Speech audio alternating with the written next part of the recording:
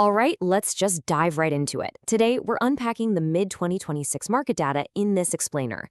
But look, we're not just going to stare at dry numbers. Instead, we're going to look at this mid-year market pulse through a very specific, kind of fun lens, tending to a long-term financial garden. Because think about it. To grow anything, you need the right soil, the right seeds, and you absolutely have to be ready for the weather to change on a dime. So let's see exactly what the current data is telling us about the overall health of our investments. And really, that brings us to the core question we want to answer today. Is your financial garden ready for the next season? We just closed out a shortened trading week for Juneteenth, which honestly gives us the perfect little breather to pause and assess where we're at. We've got easing geopolitical tensions, we've got declining oil prices, and the Fed is holding interest rates steady. But, the macro climate is literally always shifting. So the data we're about to dig into isn't just a look back. It is a highly actionable guide to help you prep your portfolio for literally whatever weather comes next. Okay, moving into section 1, the mid-year market harvest. Before we even think about checking the weather forecast, we've got to inspect the crops we're pulling out of the ground right now, midway through 2026. And honestly, it's a really solid harvest so far. The Dow Jones Industrial Average is up roughly 7.3%. That's heavily supported by defensive sectors and those blue-chip industrials. It's a sturdy, reliable crop, right? Then you've got the S&P 500 showing a fantastic yield, climbing to that 7,500 level and extending its advance to about 9.6% for the year. But the absolute prize-winning bloom right now, no surprise here, it's the Nasdaq composite. It jumped 1.9% just this past week alone, bringing it up to roughly 14.1% year-to-date. AI and semiconductor tech stocks are literally leading this bloom. They are the high-growth finds completely taking over the trellis right now. Next up, section 2, reading the macroclimate. Because look, you can have the absolute best seeds in the world, but if the soil is hostile, nothing is going to grow. To check our soil temperature, we need to look at the Treasury market. It's honestly one of the most critical indicators you can track right now. Right now, the 10-year Treasury yield is sitting right around 4.43 to 4.46%, while the 2-year Treasury yield is hovering around 4.16 to 4.20%. Now, why does that matter?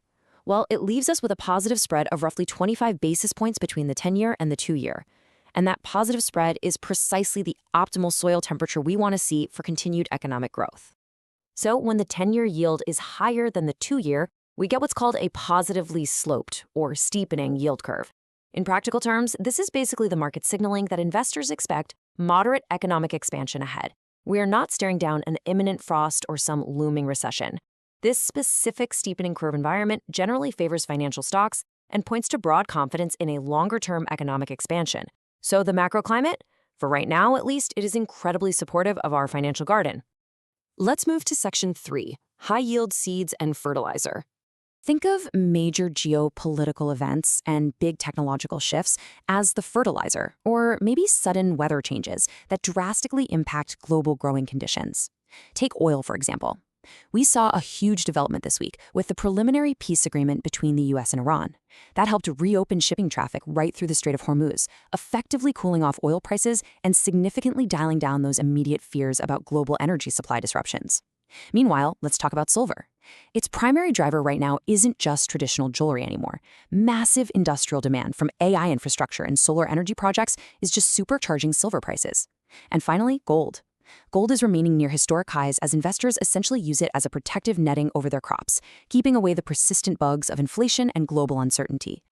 All right, on to section 4, valuations and pest control.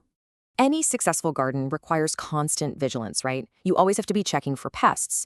And in the market, that pest is overvaluation. Enter the Buffett indicator. This is a valuation multiple that measures the total U.S. stock market value relative to our economic output, or GDP. Now, currently, the VIX fear gauge is staying pretty contained, but the Buffett indicator is elevated way above historical averages, meaning U.S. equities are definitely trading at a premium. Think of the current market kind of like a soufflé rising super fast in the oven. It looks spectacular right now, but future gains depend on actual, solid corporate earnings growth, not just the hot air of hype. If those earnings don't actually support the valuation, well, the soufflé could sink. And you know what? Investors are definitely sensing this need for caution. The Fear and Greed Index just recently moved into the neutral to fear range, sitting in the low 40s. Now, I know the word fear sounds bad, but in the context of our market garden, this is actually incredibly healthy. It suggests that investors are becoming way more selective after that massive tech rally we saw earlier in the year. They're carefully pruning back overgrown roots rather than just blindly buying absolutely anything that looks green. Which leads us nicely into Section 5, long-term portfolio diversification. Because any master gardener is going to tell you that the real secret to surviving changing, unpredictable seasons is crop rotation and diversification. First things first, let's look at the key bullish trench we need to hold, 7,500. This is an absolutely crucial technical level on the S&P 500. Holding the line right above this 7,500 area is absolutely essential to reinforce the broader bullish trend heading into July. It's basically our protective retaining wall. But here's the thing, holding that wall requires way more than just one type of asset. You cannot just plant an entire field of tech tomatoes and expect your portfolio to survive a sudden frost. Thankfully, market breadth is actually improving. We're finally seeing defensive sectors, industrials, and small caps joining in on the tech rally. This broadening out of the market offers some really excellent diversification opportunities for you as a long-term investor. It basically means our garden is finally developing a much healthier, much more robust root system.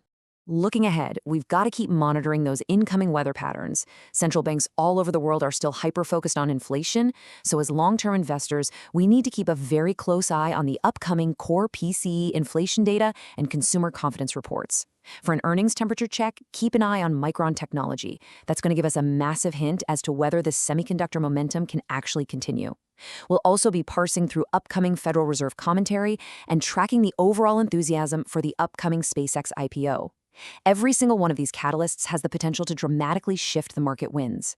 But listen, if you take away only one major warning from this explainer today, let it be this: watch the 10-year yield.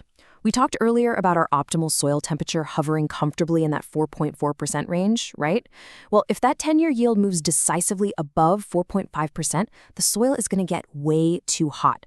A spike in borrowing costs like that could absolutely scorch the high-growth technology crops that have been carrying this market. So risk management right now, it is literally paramount. So let's sum it all up. We've got a positively sloped yield curve, a booming tech sector, and easing geopolitical tensions. That's the good news. But with elevated valuations and persistent inflation hanging around, the seasons will inevitably change. So use these insights to prune your overvalued assets and rotate into improving sectors like small caps. Because the single most important question you have to ask yourself right now is this: does your portfolio have the diverse roots needed to weather the next macro climate shift?